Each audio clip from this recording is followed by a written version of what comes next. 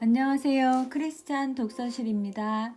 오늘은 유기성 목사님의 예수님은 나의 선한 목자이신가 두 번째 시간입니다. 지금도 하나님의 권능을 볼 수 있는가?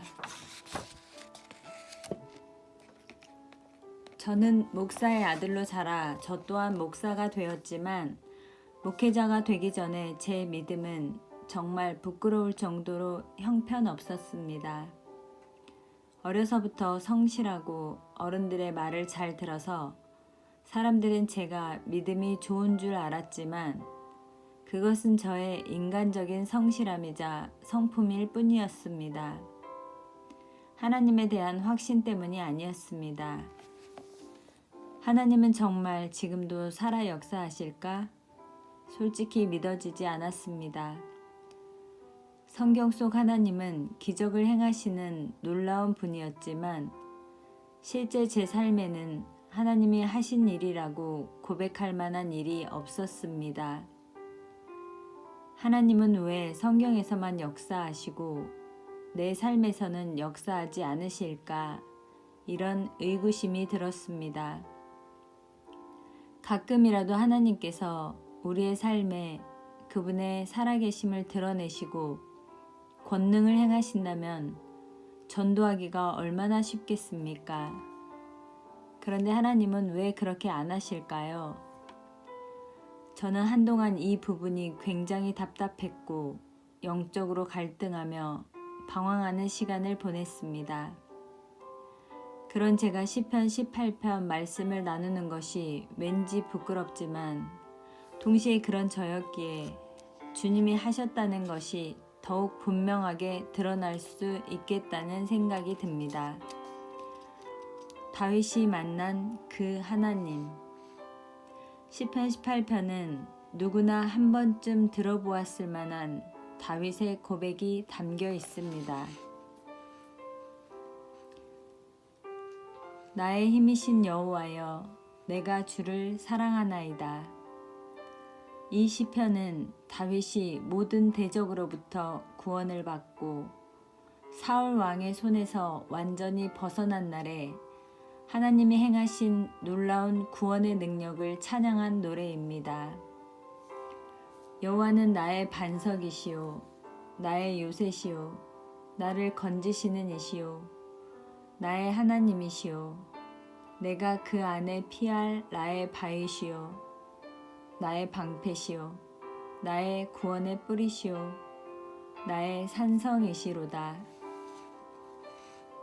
다윗은 하나님을 반석, 요새, 건지시느니, 피할 바위, 방패, 구원의 뿔, 나의 산성이라고 고백합니다. 그만큼 다윗은 실제로 하나님의 엄청난 구원의 역사를 경험했습니다. 내가 환난 중에서 여호와께 아뢰며 나의 하나님께 부르짖었더니 그가 그의 성전에서 내 소리를 들으시며 그의 앞에서 나의 부르짖음이 그의 귀에 들렸도다. 이에 땅이 진동하고 산들의 터도 요동하였으니 다윗은 하나님을 향해 구원의 기도를 올렸고 하나님은 놀랍게 응답하셨습니다. 여호와께서 하늘에서 우레소리를 내시고 지존하신 이가 음성을 내시며 우박과 숯불을 내리시도다.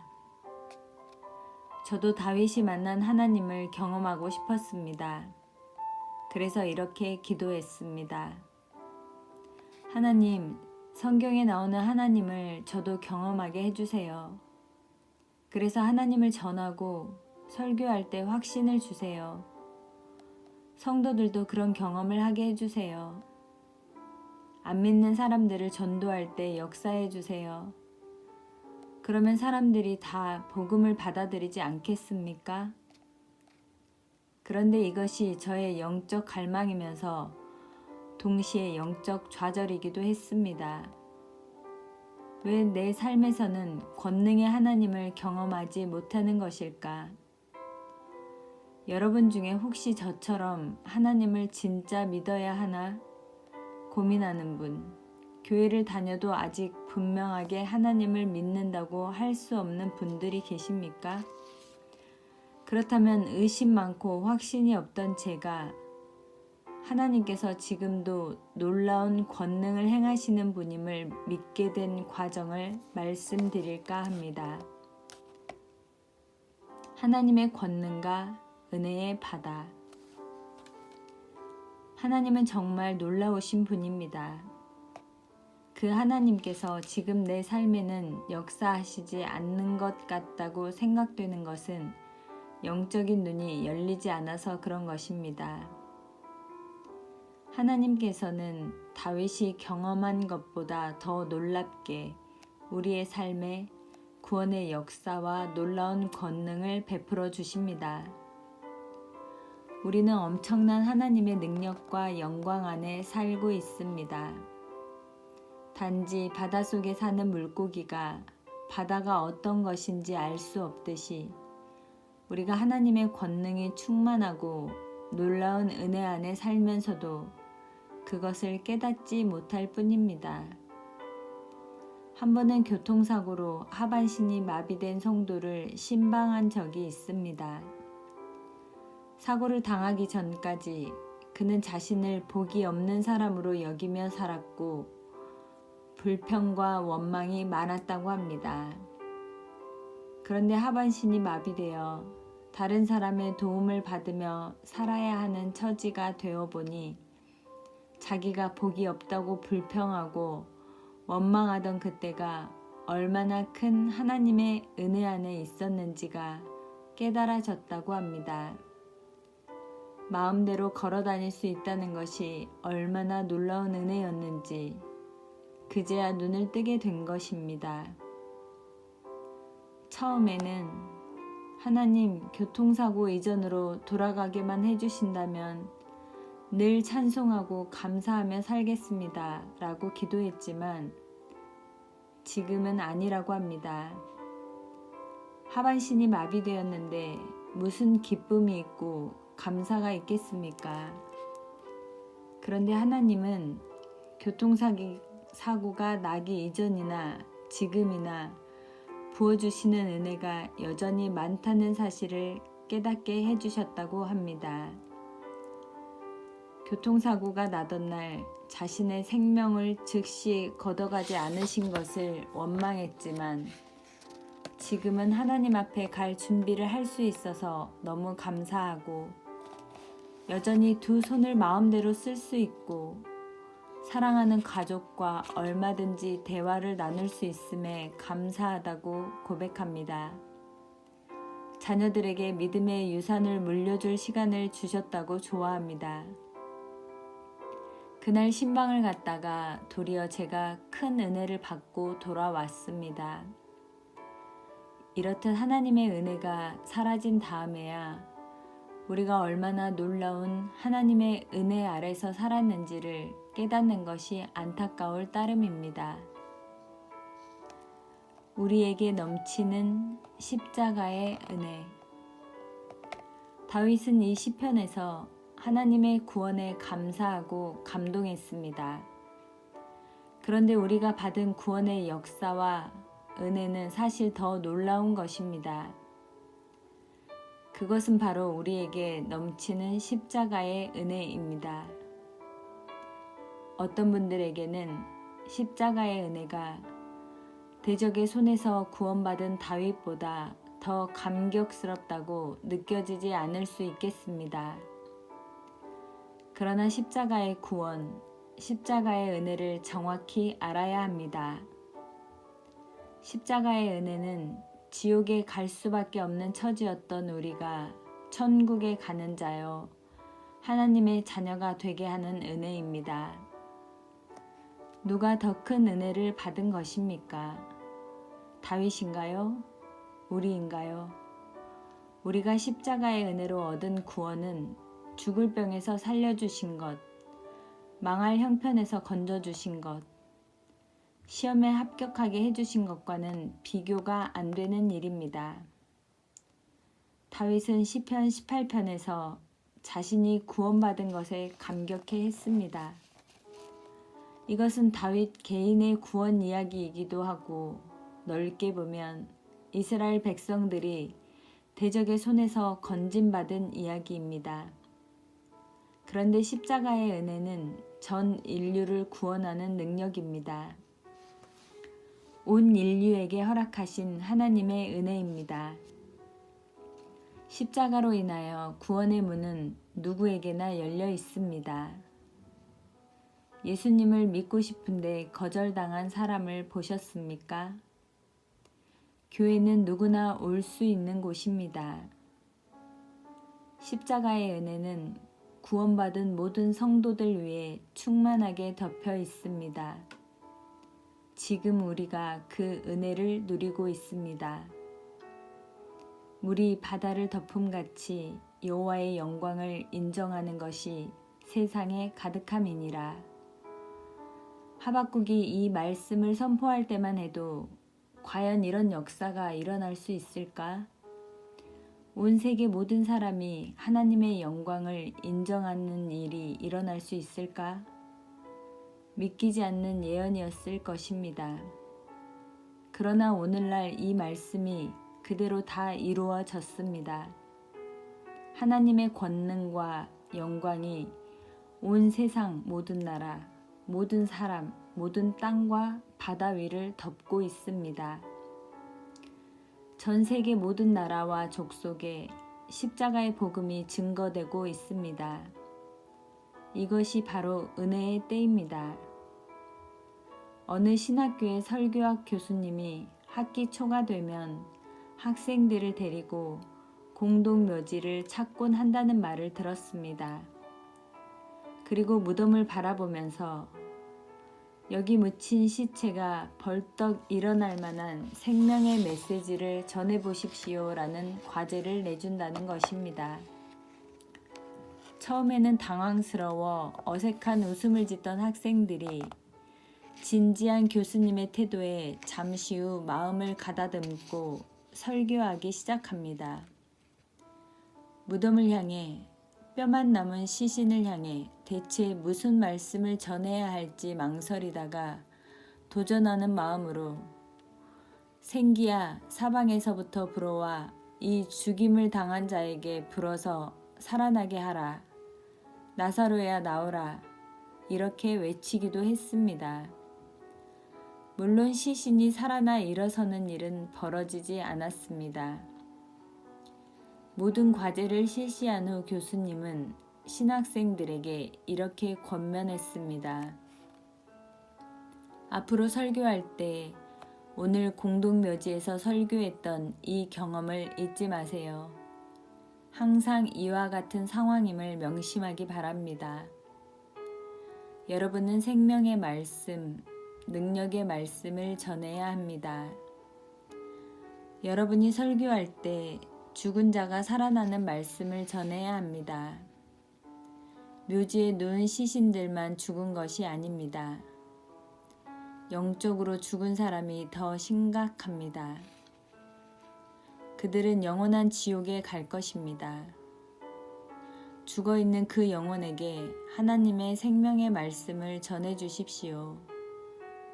그들이 생명의 말씀을 듣고 믿으면 죽었던 영혼이 살아나 지옥에 가지 않고 영생을 얻게 되는 것입니다. 여러분, 우리가 전하는 십자가의 복음은 죽은 영혼들을 살아나게 하는 하나님의 능력입니다. 이것을 전도할 때 경험합니다. 사람이 생각할 때 어설퍼 보이는 그 복음이 생명의 복음이요, 능력의 복음입니다. 죽어서 지옥에 갈 수밖에 없는 영혼이 말씀을 듣고 살아나는 역사, 이것이 복음의 영광입니다. 이보다 더 놀라운 하나님의 권능이 어디 있겠습니까? 십자가의 도가 멸망하는 자들에게는 미련한 것이요, 구원을 받는 우리에게는 하나님의 능력이라. 우리 안에 하나님의 능력이 있습니다. 그것은 십자가의 도입니다. 많은 사람이 하나님의 기적을 체험하면 하나님의 말씀대로 살 수 있으리라 생각합니다. 그래서 기적을 통해 하나님의 살아계심을 알고 싶어 합니다. 그러나 그것은 몰라서 하는 말입니다. 하나님이 내 안에 계신 진짜 기적. 금요 성령 집회 때 한 청년이 간증을 했습니다. 그는 육군 장교로 복무하다가 수류탄 폭발 사고로 눈과 얼굴을 다쳤습니다. 병원에서 응급수술을 했지만 의사가 실명하게 될 것이라 진단했을 정도로 눈 상태가 좋지 않았습니다. 그런데 하나님의 기적적인 역사로 시력을 되찾았습니다. 그는 퇴원 후 아무리 바빠도 새벽 기도와 금요 예배에 빠지지 않겠다고 다짐했습니다. 자신의 삶에 놀라운 기적이 일어나면 누구나 이런 결단을 하게 될 것입니다. 그 후 청년은 남들이 부러워할 만한 좋은 직장에 들어갔습니다. 그러던 어느 날 직장 회식 자리에 참석했다가 노래를 불렀는데 사람들의 반응이 너무 뜨거웠습니다. 그리고 집으로 돌아오는데 가슴 한구석이 뻥 뚫린 것 같은 공허한 마음이 들었다고 합니다. 자기 마음에 주님이 계시지 않는 것 같은 생각이 들었습니다. 비참할 만큼 답답한 가슴을 붙잡고 자기도 모르게 이런 기도를 하게 되었다고 합니다. 이런 삶이라면, 이런 성공이라면 차라리 앞을 보지 못하던 그때가 더 나았을 것 같습니다. 이렇듯 기적은 우리를 진정으로 변화시키지는 못합니다. 그러므로 하나님의 권능과 기적을 보고 나면 달라질 거다. 하나님이 내게 살아계심을 보여주지 않으니까 말씀대로 살 용기를 내지 못하는 거다라는 생각은 큰 착각인 것입니다. 아무리 놀라운 하나님의 역사와 기적을 체험하더라도 우리는 크게 달라지지 않습니다. 우리가 정말 붙잡아야 할 진짜 기적은 따로 있습니다. 그것은 주님이 자기 안에 거하시는 것입니다. 우리는 평생 하나님을 겨우 한두 번 경험하는 것이 아닙니다. 십자가 복음의 영광이 놀라운 것은 항상 함께 계시는 주님에 대해 우리의 눈을 열어주기 때문입니다. 성자 예수님은 사람의 몸을 입고 이 땅에 오셔서 우리를 위해 십자가에 죽으시고 사흘 만에 부활하셨습니다. 그러나 그것이 끝이 아닙니다. 예수님은 승천하신 후에 성령으로 우리 마음에 오셨습니다. 한 번 오신 사건이 아닙니다. 우리 마음에 오신 주님은 이제 우리와 함께 항상 계시는 것입니다. 이 사실을 정말 믿을 때 우리의 삶이 바뀌게 됩니다. 한 번의 성령 체험이나 기적이 우리의 인생을 바꾸는 것이 아닙니다. 진짜 기적이 무엇인지를 알아야 합니다. 하나님의 권능을 지금 어디에서 볼 수 있습니까? 그리스도인들의 마음에서 볼 수 있습니다. 저와 여러분의 마음에 하나님의 놀라운 권능이 나타나 있지 않습니까? 우리 안에 성령 하나님께서 와 계십니다. 믿기지 않는 역사입니다. 하나님께서 우리 마음에 오셨습니다. 권능의 증인이 된 다윗. 레디컬의 저자 데이비드 플랫 목사님이 인도네시아 불교 사원에서 불교 승려와 이슬람 종교 지도자와 함께 종교 간의 대화를 나누었다고 합니다. 그때 불교 승려와 무슬림 지도자 모두 모든 종교는 근본적으로 비슷하며 표면적인 종교 행위나 교리적인 차이가 있을 따름이라는 견해를 말했고, 이에 플랫 목사님이 이렇게 질문했다고 합니다. 두 분 말씀을 요약해보면 이 산 정상에 한 하나님이 계시는데 그 하나님께 다다르는 길만 불교, 이슬람교, 기독교가 다를 뿐이라는 말씀이지요. 그러자 다들 환히 웃으며 맞습니다. 바로 그 말입니다. 라고 하더랍니다. 플랫 목사님은 정색을 하고 그들에게 다시 이렇게 물었습니다. 그러면 한 가지 질문이 있습니다. 산꼭대기에 계시던 하나님이 지금 이곳까지 내려오셨다면 어떨 것 같습니까? 인간들이 저마다 길을 찾아 그분에게 다가가는 것이 아니라 하나님께서 한 사람 한 사람을 찾아오셨다면 어떻게 될까요? 둘은 잠시 생각하더니 입을 모아 그렇다면 진짜 놀라울 만한 일이군요 라고 말했답니다. 플랫 목사님이 그 기회를 놓치지 않고 그렇게 하신 예수님을 소개해 드릴까요? 라고 하셨다는 것입니다. 이것이 복음입니다. 사람들이 하나님을 찾고 진리를 찾아서 노력하는 것이 종교라면 하나님께서 직접 우리를 찾아오신 것이 복음입니다. 이 일이 저와 여러분에게 이루어졌습니다. 하나님이 사람의 몸으로 오시고 십자가에 죽으시고 부활하시고 성령으로 우리 마음에 오신 것이야말로 가장 놀라운 기적이요 능력입니다. 우리는 지금 믿어지지 않는 그 기적을 누리며 살고 있습니다. 여러분, 이것을 깨달을 때부터가 진짜 시작입니다. 죽을 병에서 살아나고 빚더미에서 건짐받는 것은 한순간에 끝납니다. 그러면 다시는 죄짓지 않고 하나님의 뜻대로 살 줄 압니까? 그것은 자기 자신을 몰라서 하는 이야기입니다. 늘 나와 함께 계시는 하나님을 아는 눈이 뜨여야만 비로소 내 인생에 진짜 변화가 일어납니다. 다윗이 소년 목동이었을 때 거인 장수 골리앗을 쓰러뜨린 사건은 너무 유명합니다. 다윗이 어떻게 그런 믿음을 가질 수 있었을까요? 다윗은 자신이 그런 믿음을 갖게 된 배경에 대해 스스로 설명했습니다. 소년 다윗은 들판에서 양을 물어가는 사자와 곰과 싸우며 하나님이 자신과 함께 하심을 알았습니다.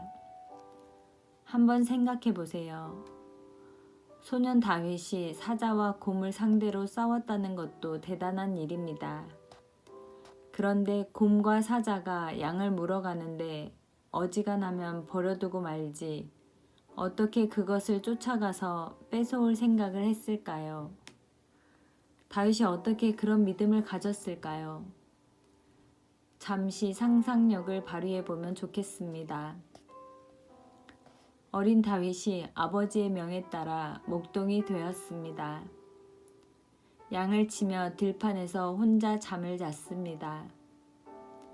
부모와 형제들을 떠나 짐승 소리가 들리는 들판에서 처음으로 혼자 잠을 자던 날 다윗이 얼마나 무서웠겠습니까? 캄캄한 밤하늘 아래 어쩌면 다윗은 아버지에게 들은 하나님에 대한 말씀을 기억하며 기도했을 것입니다. 애굽에서 우리 민족을 구원해 내신 하나님, 우리는 그 하나님이 택한 백성이고 하나님은 우리를 사랑하고 지키시고 구원해 주시는 하나님이시라는데 그 하나님께 기도하지 않았겠습니까? 하나님 무섭습니다. 저 혼자 여기서 자야 합니다. 아버지도 형들도 다 떠났어요. 그러나 하나님이 계시다고 들었습니다.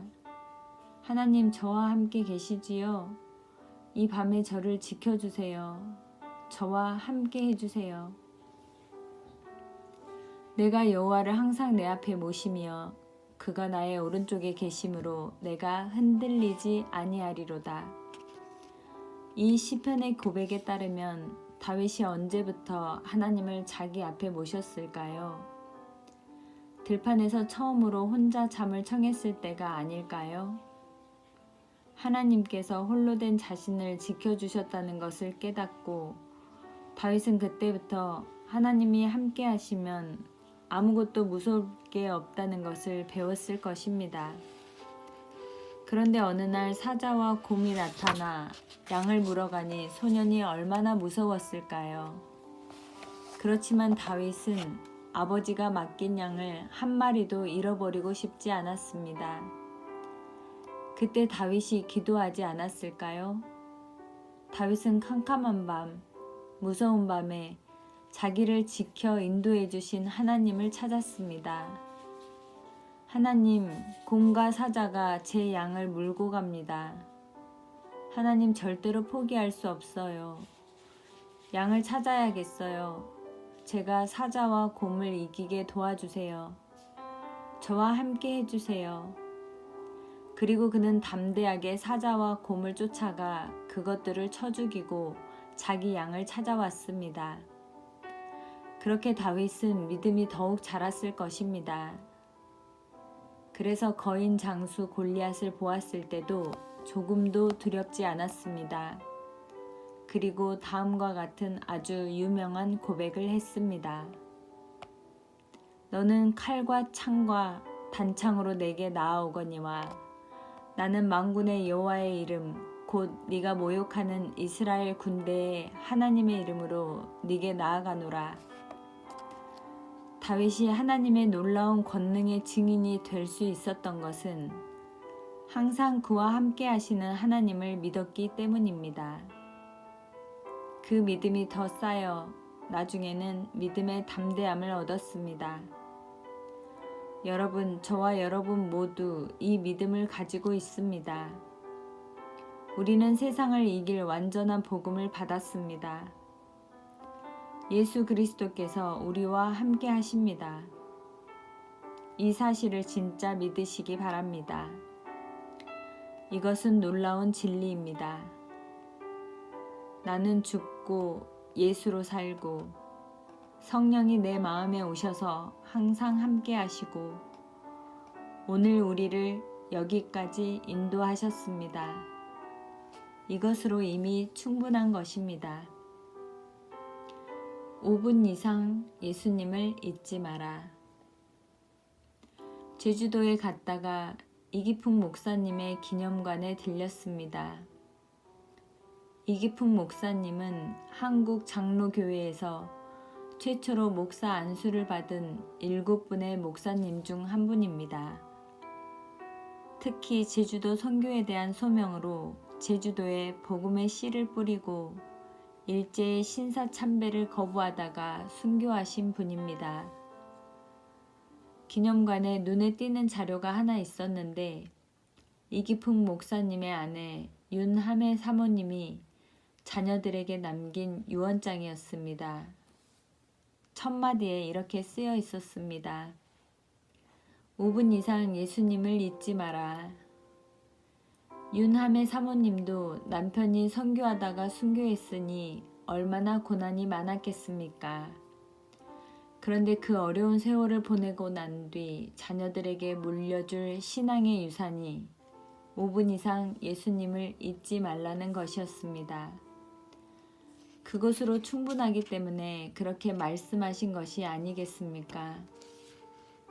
선한 목자교회에 담임 목사로 처음 부임했을 때 저는 굉장히 두려웠습니다. 당시 예배당 건축이 중단된 상태였고 빚도 너무 많았습니다. 건축을 마무리하려면 막대한 재정이 필요한데 교인 수는 적었습니다. 많은 교인들이 교회를 떠나갔기 때문에 당연히 일꾼들도 부족했습니다. 그때 교인도 많고 재정도 풍부하고 예배당 건축도 마무리되면 하나님을 위하여 더 많은 일을 할 수 있을 텐데 라는 생각으로 마음이 힘들었습니다. 돌아보면 그 생각은 아찔할 만큼 잘못된 사고방식이었습니다. 저와 함께 하시는 주님을 온전히 바라보는 눈이 열리지 않았던 것입니다. 나는 죽고 예수로 사는 십자가의 영광과 항상 함께 하시는 예수님을 바라보는 눈이 뜨인 후에야 제가 정말 문제가 많은 사람이었음을 깨달았습니다. 하나님의 역사는 함께 계시는 주님을 바라보는 데서부터 오는 것입니다. 모든 일은 전적으로 주님이 하시는 일입니다. 교인 수나 은사나 재능, 교회가 가진 자원이 없어도 하나님은 얼마든지 놀라운 일을 하십니다. 지금은 오히려 우리가 재정과 교인 수와 건물을 의지하게 될까 두렵습니다. 하나님이 우리 안에 주신 놀라운 축복과 기적은 예수 그리스도께서 우리를 구원해 주셨을 뿐만 아니라 우리와 함께 계신 것입니다. 내가 진실로 진실로 너희에게 이르노니 나를 믿는 자는 내가 하는 일을 그도 할 것이요 또한 그보다 큰 일도 하리니 이는 내가 아버지께로 감이라. 너희가 내 이름으로 무엇을 구하든지 내가 행하리니 이는 아버지로 하여금 아들로 말미암아 영광을 받으시게 하려 함이라. 내 이름으로 무엇이든지 내게 구하면 내가 행하리라. 얼마나 놀라운 약속의 말씀입니까? 우리가 예수님이 하시는 일을 하고 그보다 큰 일도 하리라 말씀하십니다. 그것은 예수님이 우리와 함께 하시기 때문에 가능한 것입니다. 예수님이 우리와 함께 하시고 친히 우리를 통해 일하실 것이기 때문입니다. 이것이 지금 우리에게 주어진 하나님의 놀라운 축복이고 주님의 뜻입니다. 내가 찬송받으실 여호와께 아뢰리니 내 원수들에게서 구원을 얻으리로다. 내가 환난 중에서 여호와께 아뢰며 나의 하나님께 부르짖었더니 그가 그의 성전에서 내 소리를 들으시며 그의 앞에서 나의 부르짖음이 그의 귀에 들렸도다. 조지 밀러 목사님은 10,000명이 넘는 고아들을 먹이고 살렸습니다. 목회도 하셨지만 고아원 사역으로 더 알려져 있습니다. 그가 고아원을 열기로 작정했을 때 그는 아무에게도 도움을 구하지 않고 오직 기도만 했습니다. 기도만 하고 하나님을 믿으면 그분이 우리를 먹이고 살리신다는 것을 교인들에게 보여주고 싶었기 때문입니다. 그리고 그것을 일기로 써서 남겼습니다. 왜 이런 수고를 했을까요? 하나님은 지금도 살아계시고 우리의 기도에 응답하시는 것을 교인들에게 분명히 믿게 해주고 싶어서입니다. 그렇다면 조지 밀러 목사님은 어떻게 그런 믿음을 가질 수 있었을까요? 나는 죽고 예수로 사는 십자가 복음의 영광과 항상 함께 계시는 주님을 알았기 때문입니다. 우리는 이미 기적의 한복판에 있음을 알아야 합니다. 우리 안에 하나님의 권능이 임했습니다. 우리 안에 함께 계시는 예수님을 바라보는 믿음의 눈이 온전히 열리기를 축복합니다. 십자가를 바라보면서 우리에게 언제나 충만한 하나님의 권능을 바라보시기를 축원합니다. 감사합니다.